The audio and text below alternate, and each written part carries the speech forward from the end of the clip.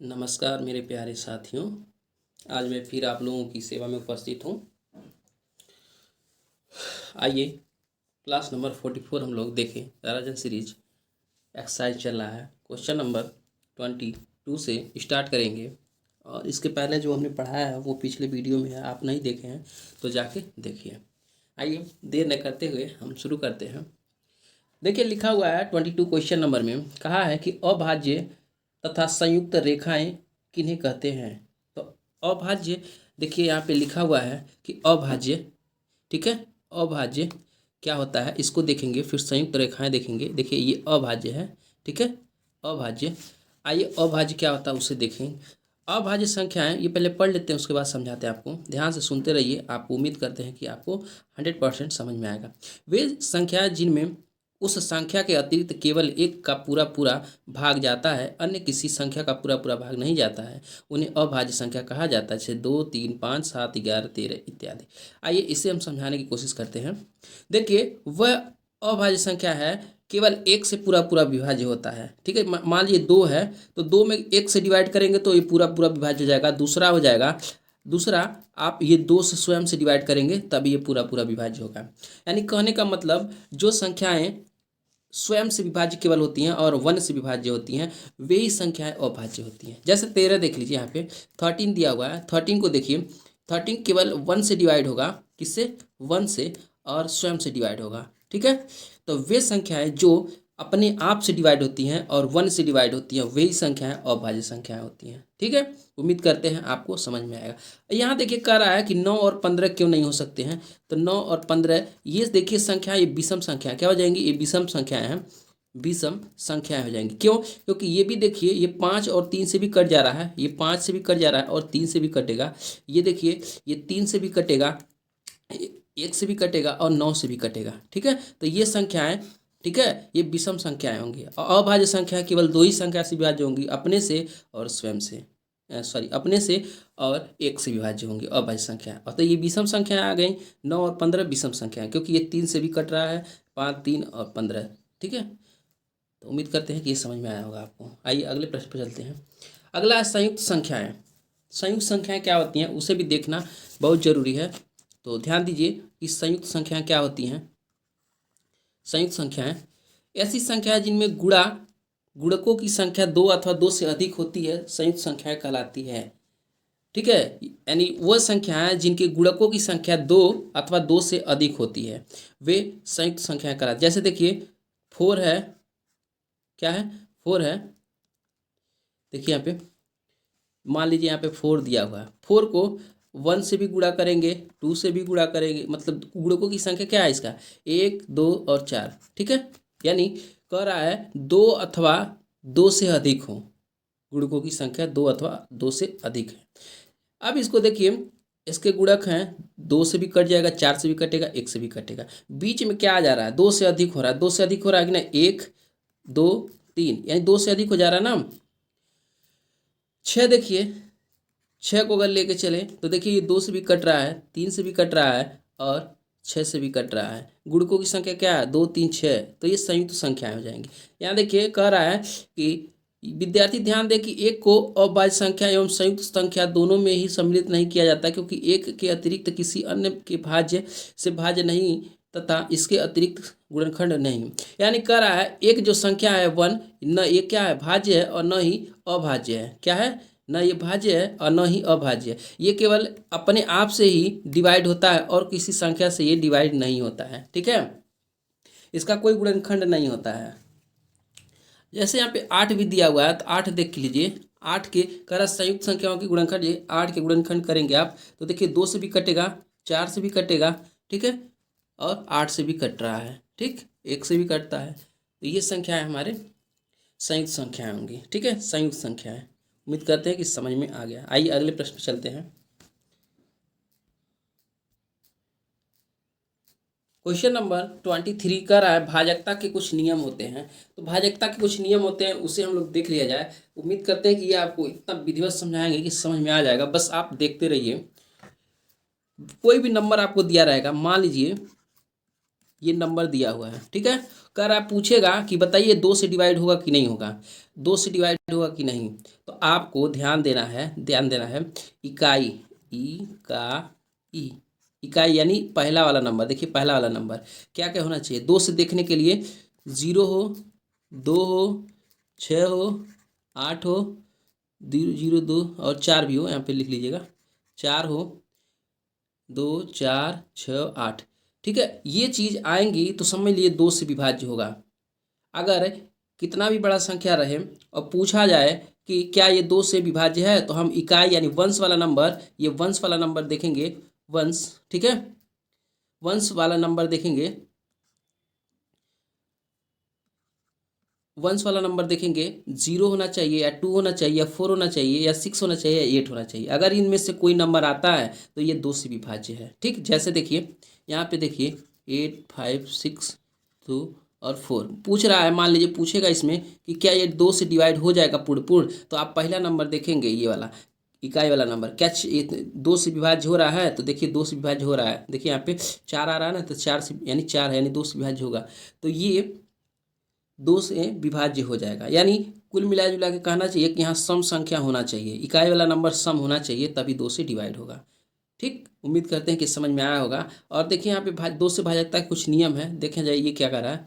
किसी संख्या में इकाई का अंक, देखिए यहाँ पे इकाई का अंक लिख रहा है 2 0 2 4 6 अथवा 8 में से कोई भी हो तो संख्या 2 से पूरी पूरी विभाजित हो जाएगी। जैसे 10 22 4 44 32, ठीक है, इस तरह का कुछ नंबर दिया हुआ है, ये पूरे के पूरे क्या है 2 से डिवाइड। देखिए इन सब में लास्ट में 2 दिया हुआ है, यहाँ पे यहाँ भी 2 दिया हुआ है, यहाँ 6 दिया है, यहाँ 8 दिया है, जो कि इन नंबरों में से आ रहा है, ठीक है, जो कि इन नंबरों में से आ रहा है, तो वो 2 से विभाज्य हो जाएगा। उम्मीद करते हैं कि समझ में आ रहा है आपको। आइए अगले प्रश्न चलते हैं। देखिए यहाँ पे ये वाला प्रश्न देखेंगे, 3 से भाजकता के नियम। 3 से भाजकता के नियम ये होते हैं कि 3 से भाजकता का नियम ये होता है कि कोई भी नंबर दिया हुआ है, मान लीजिए यहाँ पे दिया हुआ 45 दिया हुआ है, तो देखिए 45, इनको क्या करेंगे हम, देखिए 4 + 5 करके ऐड करेंगे तो कितना आएगा 9, और 9 जो है 3 से डिवाइड होता है, 9 क्या होता है 3 के टेबल में आता है, इसलिए ये क्या होगा 3 से डिवाइड हो जाएगा, 3 से डिविजिबल है। वैसे देखिए 2 दिया हुआ, 2 3 2 7 दिया हुआ, कह रहा है कि ये 3 से डिवाइड है कि नहीं, तो जोड़ लीजिए 3 + 2 + 7, जो भी नंबर दिया उनको आपस में जोड़ लीजिए, 3 2 5 और 7 12 होगा। 12 देखिए ये कि 3 के टेबल में आता है, हाँ आता है, तो ये क्या हो जाएगा 3 से डिवाइड है, 3 से विभाज्य है, लिख देंगे 12, ठीक है, 3 से विभाज्य है, विभाज्य है। समझ में आया। वैसे ही यहाँ दिया हुआ है 42 0 36 दिया है, देखिए 42 0 36 दिया है, 42 0 36 दिया है, पूछ रहा है कि 3 से विभाज्य है कि नहीं, तो देखिए जोड़ लीजिए 4 + 2 + 0 + 3 + 6, इनको आप जोड़ेंगे तो देखिए 4 2 6 3 9 9 और 6 15 15 है, देखिए 15 3 से विभाज्य है, 3 से विभाज्य है, ठीक है। उम्मीद करते हैं आपको समझ में आ रहा है। 3 की विभाजकता का नियम एक बार फिर से सुन लीजिए कि सभी संख्याओं को जितना भी दिया रहेगा उनको अलग अलग डिजिट में करके जोड़ लेंगे, और जोड़ने के बाद 3 से डिवाइड करेंगे, 3 से डिवाइड हो जाता है तो वो 3 पूरा का पूरा नंबर क्या है 3 से कट जाएगा। उम्मीद करते हैं कि आपको ये समझ में आया है, ठीक है। आइए अगले नंबर को चलते हैं। अगला 5 दिया है, तो 5 दिया है, 5 देने से पहले हम 4 का भी देख लेते हैं। 4 से विभाजकता का नियम, 4 से विभाजकता का नियम, यहाँ पे देखिए 4 से विभाजकता, 4 से विभाजकता का नियम, 4 से विभाजकता का नियम क्या होता है इसको हम लोग देखेंगे। कोई भी नंबर दिया रहेगा, जैसे यहाँ देखिए कोई भी नंबर दिया रहेगा, ठीक है, कोई भी नंबर दिया रहेगा, तो इसमें से लास्ट का 2 नंबर उठाएंगे, लास्ट का 2 नंबर उठाएंगे और 4 से डिवाइड कर देंगे। जैसे देखिए 4 से क्या करेंगे, लास्ट का 2 नंबर उठा लिए और 4 से डिवाइड कर देंगे, ठीक है। और इसमें देखिए कितने बार में जा रहा है 1 टाइम में, और यहाँ पे कितना 18 बार में, ठीक है, यानी 8 बार में, 4 8 32, पूरा का पूरा क्या कट गया। यानी लास्ट का 2 डिजिट उठाएंगे और 4 से डिवाइड कर देंगे, अगर 4 से डिवाइड हो जाता है दोनों अंकों में तो ये पूरा का पूरा क्या है 4 से डिविजिबल है, ठीक है, लिख देंगे 4 से विभाज्य है, विभाज्य है।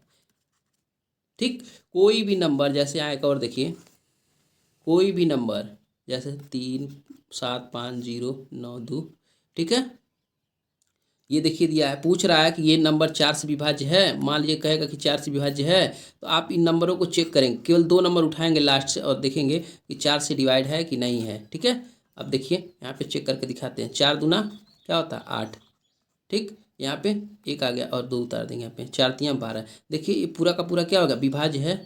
ठीक है, तो ये 4 यानी कह रहा है कि क्या ये पूरा का पूरा 4 से डिवाइड है। हाँ, ये पूरा का पूरा 4 से डिवाइड है। ये नहीं कि 23 बार में जाएगा, ये गलत हो जाएगा 23 बार में। बस हम तो चेक किए कि विभाज्य है कि नहीं विभाज्य है।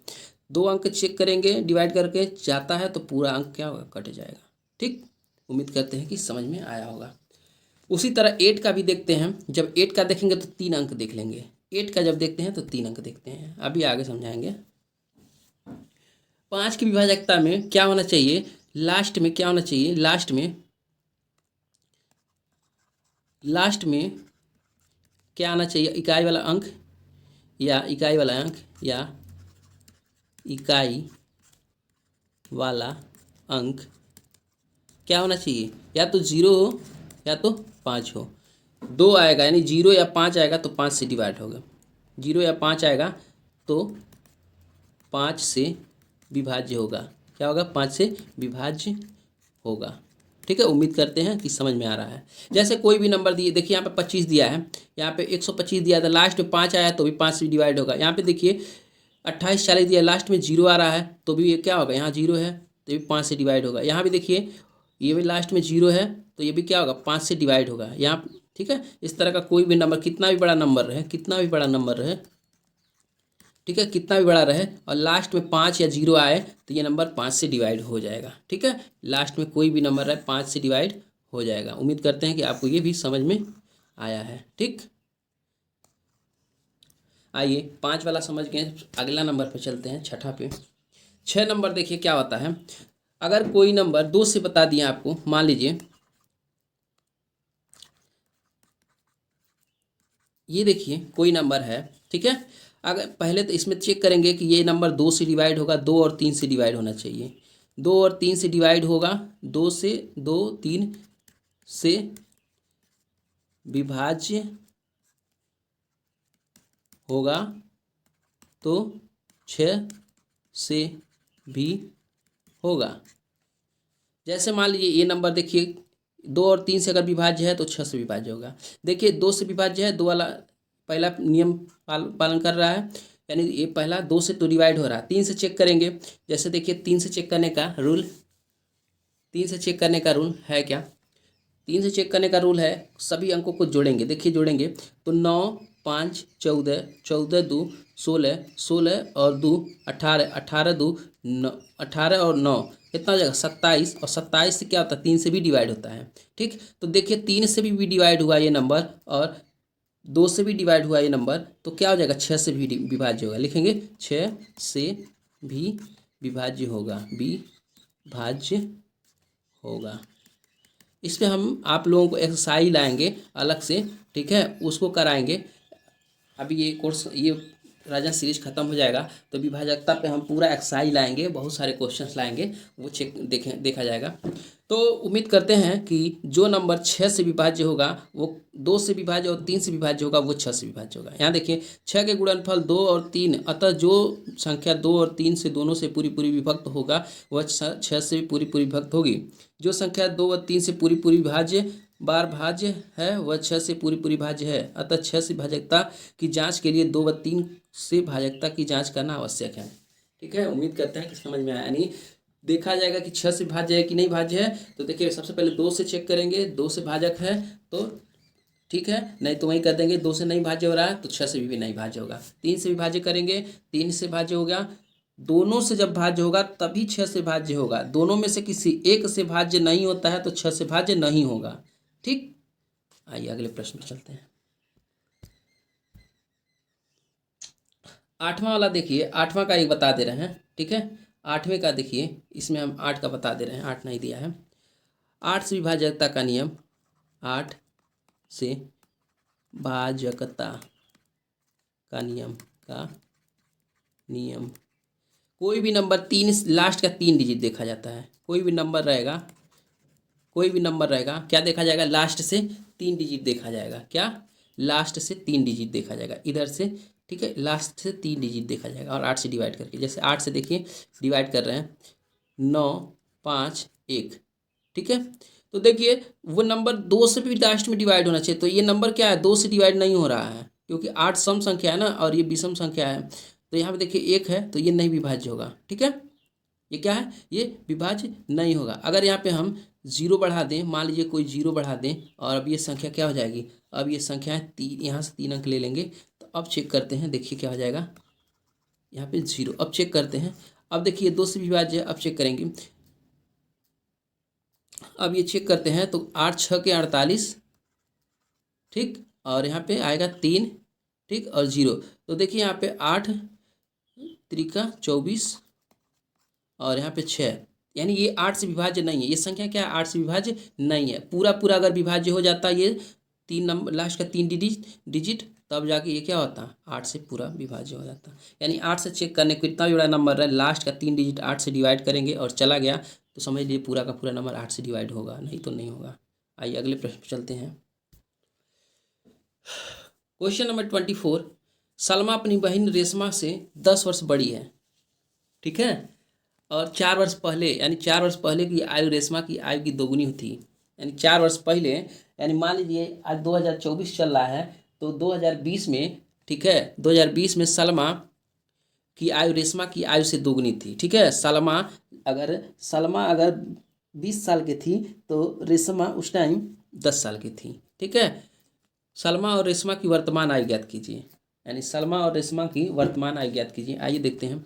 तो सबसे पहले हम किसका मानेंगे, सलमा अपनी बहन से रेशमा से 10 वर्ष बड़ी है, ठीक है। तो रेशमा का सबसे पहले ज्ञात करेंगे, रेशमा की आयु, माना रेशमा की आयु क्या हो जाएगी, माना रेशमा की आयु, ठीक है, आयु हम मान लेंगे x है, ठीक है। इसकी बहन क्या है, यहाँ कर रहा है रेशमा 10 वर्ष बड़ी है, सलमा अपनी बहन रेशमा से 10 वर्ष बड़ी है। तो रेशमा से 10 वर्ष, तो सलमा का क्या हो जाएगा, सलमा का हो जाएगा, सलमा की आयु x + 10 हो जाएगा, ठीक है। माना है कि इसका x है तो सलमा उससे 10 साल बड़ी है। अब देखिए कि कहा गया है कि 4 साल पहले, 4 साल पहले, तो यहाँ देखिए 4 साल पहले, 4 साल पहले, 4 साल पहले क्या था कि दोनों 4 साल पहले की आयु रेशमा जो थी, रेशमा की आयु सलमा की आयु की दोगुनी थी, ठीक है। रेशमा की आयु सलमा की आयु से दोगुनी थी। तो आइए देखिए, यानी तब इसमें बराबर करने के लिए रेशमा में 2 से गुणा करेंगे और 4 साल पहले, तो इसका आयु जितना है प्रेजेंट टाइम में, वर्तमान है ये, ठीक है, ये वर्तमान है, वर्तमान, ठीक है। तो इसमें से 4 साल घटा देंगे क्योंकि 4 साल पहले, और बराबर इधर देखिए इसमें से भी 4 साल घटा देंगे, x + 10 और 4 साल घटा देंगे, ठीक। अब देखिए यहाँ पे क्या आ जाएगा, यहाँ से 2 से गुणा के लिए तो 2x हो गया और यहाँ पे 4 दूना 8 हो जाएगा। यहाँ देखिए क्या हो जाएगा, x रहेगा और 10 में से 4 चला जाएगा तो +6 हो जाएगा। उम्मीद करते हैं कि यहाँ तक समझ में आया। 8 को उधर लेके जाएंगे और x को इधर लेके आएंगे, तो देखिए जब x इधर जाएगा तो माइनस हो जाएगा, यहाँ पे 2 में से 1 घट जाएगा, यानी x बराबर हो जाएगा, और 8 इधर जाएगा तो 8 × 6 = 14 हो जाएगा, ठीक है। यानी x का वैल्यू 14 है, ठीक है। अब यहाँ देखिए x का वैल्यू 14 है तो रेशमा की आयु कितनी होगी वर्तमान में, 14 साल, 14 वर्ष, ठीक है। रेशमा 14 साल की है तो उसकी बहन कितनी साल की होगी, बहन कितनी साल की होगी, आइए कलर चेंज करके लिखते हैं। बहन कितनी साल की होगी बताइए आप। बहन जो है वो x का वैल्यू रख देंगे, 14 + 10 एक्स्ट्रा थी वो, तो कितना हो जाएगी, 14 × 10 = 24 वर्ष की, ठीक है। अब देखिए कर रहा है यहाँ पे रेशमा की वर्तमान आयु कीजिए, यानी सलमा और रेशमा की वर्तमान आयु, सलमा और रेशमा की वर्तमान आयु निकल गया, ठीक है। सलमा और रेशमा की वर्तमान आयु देखिए यहाँ से दोनों को हमने निकाल दिया है। उम्मीद करते हैं कि आपको ये क्वेश्चन समझ में आया है। आइए अगले प्रश्न पर चलें। यहाँ देखिए, इस प्रश्न को ध्यान से देखिए। इस प्रश्न में कह रहा है कि नीचे दिए गए चित्र को देखकर निम्नलिखित प्रश्नों का उत्तर दीजिए। चित्र को देख रहे हैं आप और कह रहा है कि उत्तर दीजिए। पहला देखिए, इस प्रश्न में कह रहा है, चित्र को देखिए, कह रहा है त्रिज्याओं के नाम लिखिए। त्रिज्या के नाम लिखिए। तो त्रिज्या देखिए कितना कितना त्रिज्या है। एक त्रिज्या ये वाला है, ठीक है, ए ओ। एक त्रिज्या यहाँ से है, ओ सी, ओ सी। एक त्रिज्या यहाँ पे है, ओ बी, ठीक है, ओ बी। तीन त्रिज्याओं के नाम है, ठीक है। तीन त्रिज्या देखिए यहाँ पे दिया, ओ ए, ए सी लिखिए, ओ ए लिखिए या ए ओ लिखिए, ओ सी है और ओ बी है, ठीक है। इस तरह से तीन त्रिज्या यहाँ पे लिख दिया गया है, ठीक। उम्मीद करते हैं कि ये क्वेश्चन आपको समझ में आ रहा है। दूसरा इसी में क्वेश्चन कर रहा है कि दूसरा क्वेश्चन कर रहा है तीन जीवाओं के नाम लिखिए। तो तीन जीवाओं के नाम लिखिए। देखिए ये जीवा ये हो गया, एक जीवा ये हो गया ए बी, ठीक है, ए बी। एक जीवा ये हो गया ए बी, बी सी। और एक जीवा, ये सबसे बड़ा जीवा होगा ए सी, ठीक है। ये तीन जीवाएँ हो गए। तो देखिए लिखा तीन जीवाएँ ए बी, बी सी, ए सी, ये तीन जीवाएँ हुए, ठीक है। आइए अगले प्रश्न पर चलते हैं। तीसरा नंबर इसी में दिया है, कह रहा है वृत्त के व्यास का नाम लिखिए। वृत्त का व्यास देखिए, ये व्यास, वृत्त का व्यास ए सी है। क्या है? ए सी, व्यास ए सी है। तो वृत्त का व्यास ए सी है, ठीक है। जो केंद्र से होके जाता है उसी को व्यास कहेंगे, और जरूरत पड़े तो सबसे बड़ा जीवा भी कह सकते हैं, ठीक है। आइए अगले प्रश्न पर चलते हैं। अगला प्रश्न कह रहा है वृत्त का केंद्र क्या है। वृत्त का केंद्र आप देख रहे हैं, वृत्त का केंद्र यहाँ पे है। वृत्त का केंद्र का नाम क्या है? ओ है, ठीक है। वृत्त का केंद्र क्या नाम? ओ है। ओ पे यहाँ पे दिया हुआ है, ठीक है। उम्मीद करते हैं आपको ये समझ में आया होगा क्वेश्चन, ठीक। तो ये देखिए क्वेश्चन 2019 में पूछा हुआ है। ये क्वेश्चन 2019 में पूछा है। आपको अगर कहीं डाउट हो तो क्वेश्चन कमेंट बॉक्स में जरूर टाइप करें, हम उसका आंसर जरूर देंगे आपको, ठीक है। आइए अगले प्रश्न में देखते हैं। क्वेश्चन नंबर 26, यदि किसी वर्ग की एक भुजा 6 सेमी है तो उसका क्षेत्रफल ज्ञात कीजिए। वर्ग का क्षेत्रफल देखिए फार्मूला होता है, भुजा दिया हुआ है, क्या दिया है? भुजा दिया हुआ है, भुजा दिया हुआ है 6 सेंटीमीटर, ठीक है, 6 सेंटीमीटर। तो वर्ग का क्षेत्रफल होता है, वर्ग का क्षेत्रफल, तो देखिए क्षेत्रफल होगा वर्ग का क्षेत्रफल, वर्ग का क्षेत्रफल बराबर भुजा का स्क्वायर होता है। क्या होता है? भुजा का स्क्वायर। तो हमको वर्ग का क्षेत्रफल निकालना है, तो भुजा का स्क्वायर देखिए, भुजा दिया है हमें, तो 6 का स्क्वायर कर देंगे। क्या करेंगे? 6 का स्क्वायर। और 6 का स्क्वायर होता है 6 गुणे 6 बराबर 36 सेंटीमीटर स्क्वायर, ठीक है। वर्ग का क्षेत्रफल ये आ गया 6 गुणे 6 यानी 36 वर्ग सेमी, ठीक है। उम्मीद करते हैं कि आपको ये क्वेश्चन समझ में आया। ये क्वेश्चन 2018 में पूछा हुआ है, ठीक है। देखिए ये क्वेश्चन 2018 में पूछ लिया गया है। इसी तरह का आता है क्वेश्चन, सिंपल, ठीक है। आइए अगले प्रश्न चलते हैं। देखिए इस तरह का प्रश्न हमने कई बार सॉल्व करवाया, इसी राजन सीरीज में ही बहुत सारा इस तरह का प्रश्न दिया हुआ है। ये क्वेश्चन देखिए पढ़ते हैं। कह रहा है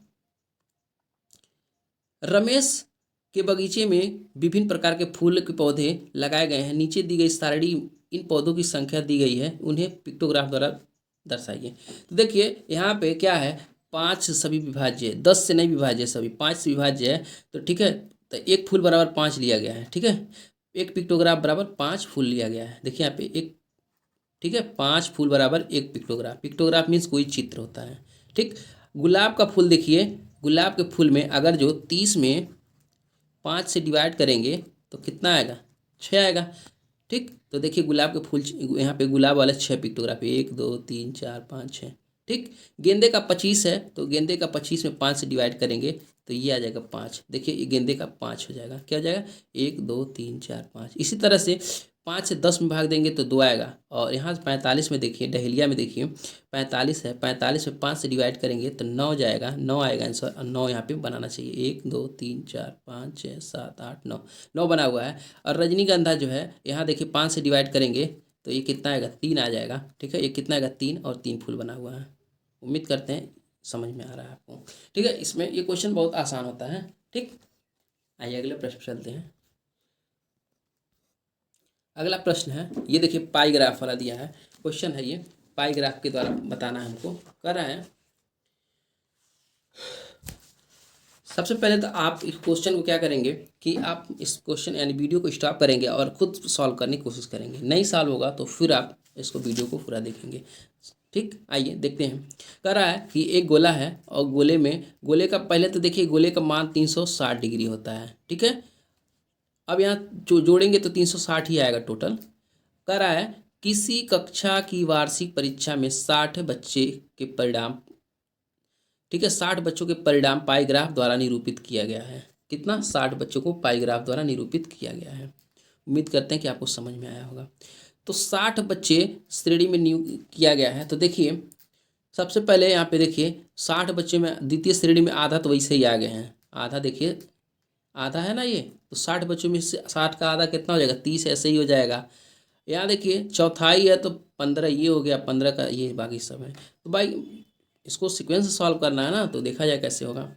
सबसे कह रहा है सबसे अधिक बच्चे किस श्रेणी में हैं? तो सबसे अधिक बच्चे द्वितीय श्रेणी में हैं। तो द्वितीय श्रेणी में देखिए कितना है? अधिक बच्चे द्वितीय श्रेणी में हैं। कितना है? सॉरी, सबसे अधिक बच्चे किस श्रेणी में उत्तीर्ण हुए हैं? तो सबसे अधिक बच्चे यहाँ पे द्वितीय श्रेणी में हुए हैं कि नहीं हुए हैं? द्वितीय श्रेणी में कितने बच्चे हुए हैं? द्वितीय देखिए यहाँ पे द्वितीय श्रेणी में है, तो देखिए द्वितीय श्रेणी का हम निकाल रहे हैं। द्वितीय श्रेणी का टोटल हमारे पास बच्चे कितने हैं? 60 गुणे कितना दिया है? 180। 180 लिख लीजिए और यहाँ पे 360 से डिवाइड कर देंगे। 360 से डिवाइड करेंगे, सब में सभी में जितना पूछेगा उसमें 360 से डिवाइड करेंगे और 60 से गुणा करेंगे क्योंकि 60 बच्चे ही है हमारे पास। तो देखिए 0 से 0 कट गया। ठीक, 18 दूना 36 दो बार में आ गया और 2 से ये कट जाएगा तो 30 हो जाएगा। क्या हो जाएगा? यानी इसमें कितना आएगा आंसर? इसका हमारा 30 बच्चे ऐसे हैं जो द्वितीय श्रेणी में पास हुए हैं। द्वितीय श्रेणी में कितने बच्चे पास हुए हैं? 30 बच्चे पास हुए हैं। ठीक, क्वेश्चन नंबर, इसका हमारा आंसर हो जाएगा 30 हो जाएगा। सर आप प्रथम श्रेणी एवं द्वितीय श्रेणी में उत्तीर्ण बच्चों की संख्या का अनुपात बताइए। तो पहले तो प्रथम श्रेणी में निकालना है हमको। प्रथम श्रेणी में कितने हैं? प्रथम श्रेणी में देखिए यहाँ पे प्रथम श्रेणी के लिए, आइए प्रथम श्रेणी के लिए निकालते हैं। ये देखिए प्रथम श्रेणी के लिए हम निकाल रहे हैं। प्रथम श्रेणी के लिए देखिए सबसे पहले तो हम निकालेंगे बच्चों की संख्या कितनी है? 60 है। 60 लिख दीजिए। इसमें कितने गुणा कर दें? इसमें कितने अंश हैं? प्रथम श्रेणी के 60 अंश हैं। 60 लिख दीजिए। और देखिए कितने टोटल होंगे? 360 होंगे। 360 लिख दीजिए। ठीक है, कट कर दिए। 0 से 0 कट कर दीजिए। ठीक है, 6 से कट करेंगे तो 6 छक्का 36, 6 बार में, और 6 से ये कट करेंगे तो 6 करें 6 यानी 0 है। यानी इसका हमारा आंसर कितना रहा? 10 आ रहा है। 10 बच्चे जो हैं प्रथम श्रेणी में पास हुए हैं। कह रहा है प्रथम श्रेणी व द्वितीय श्रेणी के बच्चों की अनुपात निकालेंगे। प्रथम श्रेणी व द्वितीय श्रेणी के अनुपात निकालेंगे। तो अनुपात देखिए प्रथम श्रेणी में 10 है और द्वितीय श्रेणी में 30 है। ठीक, 0 से 0 इसे ही कट जाएगा और बचेगा क्या? 1 व 3 का अनुपात आएगा। क्या आएगा? 1 व 3 का अनुपात आएगा। क्या आ जाएगा? 1 व 3 का अनुपात आएगा। उम्मीद करते हैं कि आपको समझ में आया होगा। 1 व 3 का अनुपात आएगा। ठीक, उम्मीद करते हैं कि आपको ये क्वेश्चन समझ में आया है। आइए अगले प्रश्न पे चलते हैं। क्वेश्चन नंबर 29 है, यदि एक वर्ग का क्षेत्रफल 225 वर्ग सेंटीमीटर है तो वर्ग की भुजा ज्ञात कीजिए। इसके पहले देखिए हमने क्वेश्चन को बता चुका है लेकिन थोड़ा सा वे बदला हुआ था उसका। आइए यहाँ पे दिया हुआ क्षेत्रफल दिया हुआ, वर्ग का क्षेत्रफल दिया हुआ है 225 सेंटीमीटर स्क्वायर। भुजा निकालना है हमको, तो होता है वर्ग का क्षेत्रफल बराबर वर्ग का क्षेत्रफल बराबर भुजा का स्क्वायर होता है।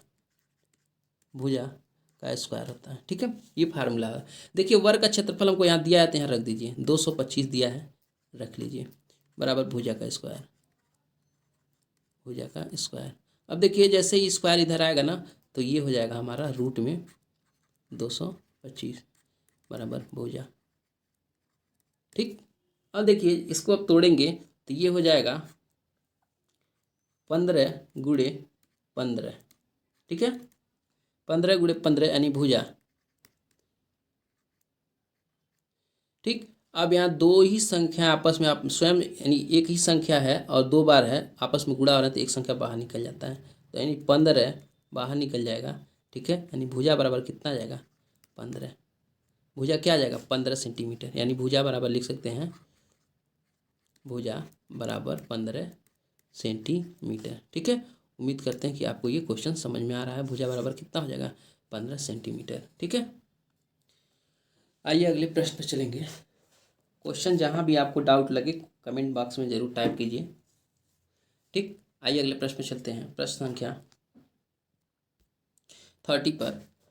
प्रश्न संख्या 30 में देखिए दो समीकरण दिए हुए हैं और दोनों समीकरण के बारे में हम बताते हैं कैसे सॉल्व होगा। एक क्वेश्चन दिया हुआ, एक समीकरण दिया हुआ, देखिए एक दिया हुआ है x प्लस वाई बराबर 15 और दूसरा दिया x माइनस वाई बराबर 15। ठीक, मान लेते हैं कि ये इसको हम समीकरण नंबर 1 मानते हैं, इसको समीकरण नंबर 2 मानते हैं। आप उसको लिखेंगे, लिख के लिखेंगे, आइए लिख ही देते हैं।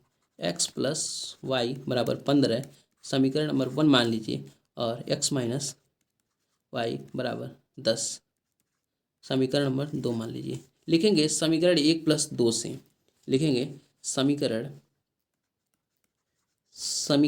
1 प्लस 2 से। ठीक है, समीकरण 1 प्लस 2 करेंगे जब, तो देखिए x और x यहाँ प्लस में, y प्लस में, y माइनस में, तो कट जाएगा, बचेगा क्या 2x बराबर 25 हो जाएगा। क्या आ जाएगा 25। उम्मीद करते हैं कि समझ में आ गया आपको। यहाँ हो जाएगा 25 और 2 को यहाँ जब इधर करेंगे तो ये बट्टे में आ जाएगा। इसको सॉल्व करेंगे तो क्या आ जाएगा, यानी 12.5 आएगा। x का वैल्यू क्या आ रहा है 12.5 आ रहा है। यहाँ तक आपको समझ में आया है। ठीक है, x का वैल्यू क्या आ गया 12.5 आया। उम्मीद करते हैं यहाँ तक आपको समझ में आ गया है। ठीक, आइए अगले प्रश्न को, सॉरी इसी में अब y का वैल्यू निकालना है। किसका, y का वैल्यू निकालना है। उस y का वैल्यू भी निकाल दें। अब समीकरण 1 में y का वैल्यू रख लीजिए। समीकरण x बराबर 12.5 समीकरण 1 में रखने पर जब रख देंगे तो देखिए यहाँ पे हो जाएगा x का जगह पे हम रखेंगे 12.5 प्लस वाई। ठीक है, प्लस वाई बराबर 15 दिया है। ठीक है, देखिए y बराबर 15। ठीक, और ये इधर प्लस में है, इधर जब 12.5 इधर लेके जाएंगे 12.5 को तो इधर आ जाएगा माइनस 12.5। ठीक, जैसे ही आप 15 में से इसको घटाएंगे तो आपको बचेगा 2.5। क्या आ जाएगा 2.5। वाई का वैल्यू क्या आ जाएगा 2.5। ठीक, उम्मीद करते हैं कि यहाँ तक आपको समझ में आया। बस यहाँ पे कहा था x तथा y के मान निकालिए, तो x तथा y का वैल्यू हम निकाल दिए हैं। इतना आया है। वीडियो ज़्यादा बड़ा हो जाएगा इसलिए हम इस वीडियो को यहीं रोक रहे हैं। ठीक है, तब तक के लिए जय हिंद जय भारत।